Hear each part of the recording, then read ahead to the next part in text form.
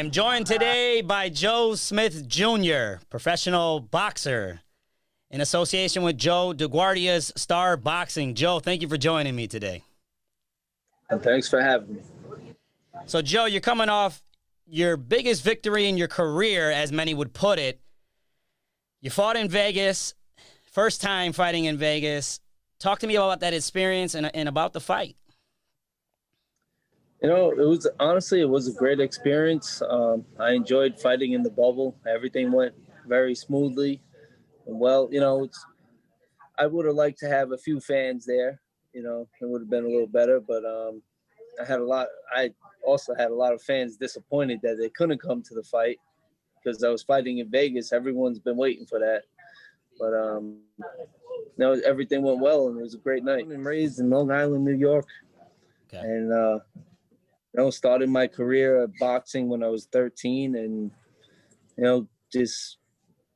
I'm pretty successful. I mean, with the boxing from starting in the boxing world, starting at 13 is a pretty late start.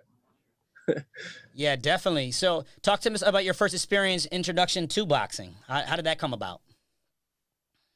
Well, my father, I moved in with him when I was 13, and he was into boxing and stuff, and I was getting into a little trouble or whatever. So he brought me down to a boxing gym. Pretty much, he wanted to get me to shut my mouth and get me beat up, but Oh, wow. I ended up doing good in the gym, and the trainer there at the time was like, you got to stick with it and do something with the sport. So I just stayed with it, and here I am. Now, if people don't know out there, the light heavyweight division is stacked. A lot of great fighters, Joe Smith Jr. being one of them. There's a lot of challenges that lie ahead for you, and that's good for the future in your career. I'm excited for you, and I commend you for what you've done. Joe, you went on we're going to circle back to your upbringing, but let's focus right now kind of on your pro career. From 2010 to 2016, I saw you won 17 fights in a row. 2011, excuse me, 2016. We got to put that in perspective. And you only have, you're sitting at 26-3 with 21 knockouts. Talk to me about that run you went on for those 5 years. Well, it was a good one.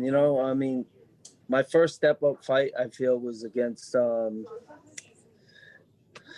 let's see, with Angel Fonfara. When I fought Angel Fonfara, that was a great night.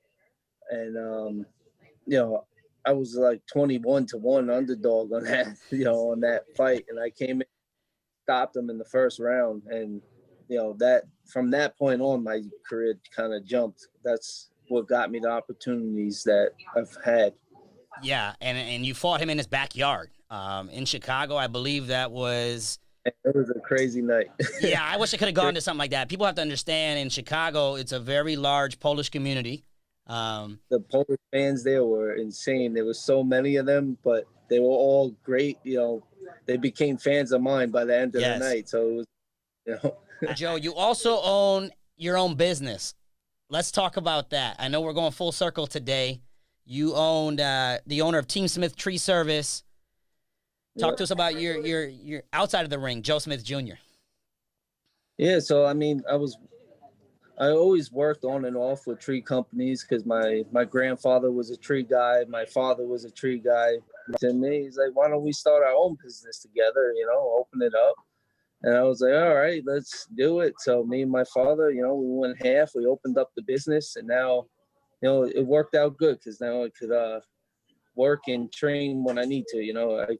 When I got a fight coming up, my father's doing all the, he's selling the jobs and making sure everything's getting done while I'm doing my training. It's truly amazing and a testament to your work ethic, having the balance. You're going to fight for a world title, and essentially you own your own business. People have to understand that if you really want to do something, you go out there and get it done. The message I would say coming away from that is time management. Yeah. You also have a family.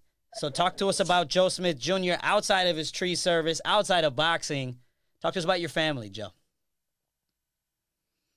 Well, I got a big family, a lot of brothers, sisters, I got a daughter, but, I see them all, when I can. Like right now, I'm not training full time. I'm just staying sharp, just to stay, little sharp, and once once I get a fight though, then it's all back to, just focusing on that. But in the meantime, I'm hanging out, enjoying myself.